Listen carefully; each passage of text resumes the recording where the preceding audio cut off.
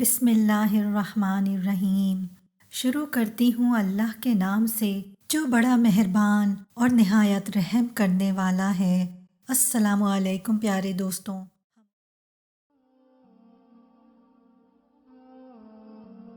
آپ رحمت اللہ علیہ فرماتے ہیں، جو شخص اچھا کھانے، اچھا پہننے اور امیروں کی صحبت کی خواہش دل میں رکھتا ہے، اس سے دوزخ زیادہ دور نہیں ہے۔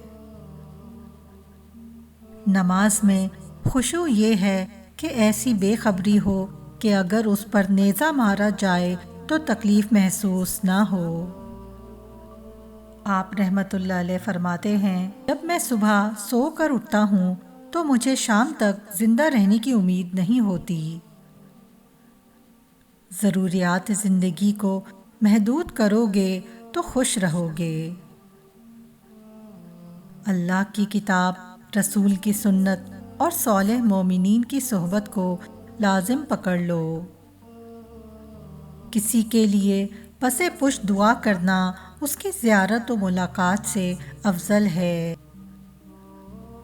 گناہ خواہ کتنا ہی کم کیوں نہ ہو، اسے چھوٹا نہ سمجھو۔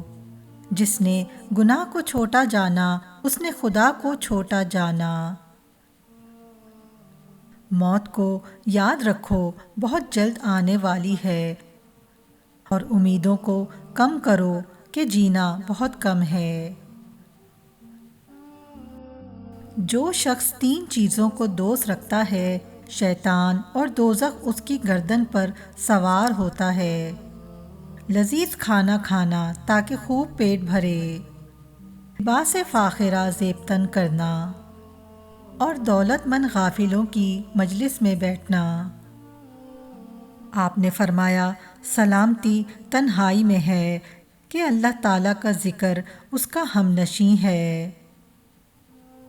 وہ عبادت لائق قبول الہی نہیں ہے جس میں اللہ عز و جل پر کامل یقین شامل نہ ہو۔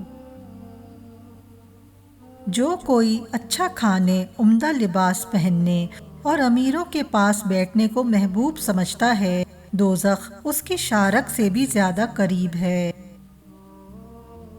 اور جو کوئی لوگوں کے شر سے بچنا چاہے، وہ تنہائی اختیار کرے۔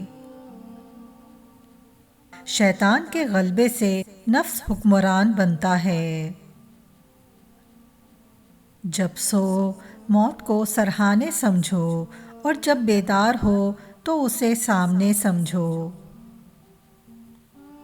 گناہ کو معمولی مت جانو بلکہ بڑا سمجھو، کیونکہ اسی کے باعث تم گناہ کا ارتکاب کرتے ہو۔ اگر گناہ کو حقیر سمجھو گے تو اللہ کو بھی حقیر سمجھو گے۔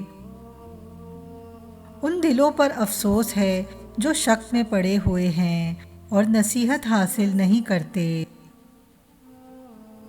آپ سے پوچھا گیا کہ آپ کا کیا کام ہے؟ فرمایا، سفر طویل ہے، زاد راہ پاس نہیں، اسی لیے ہر وقت آہوزاری کرتا رہتا ہوں۔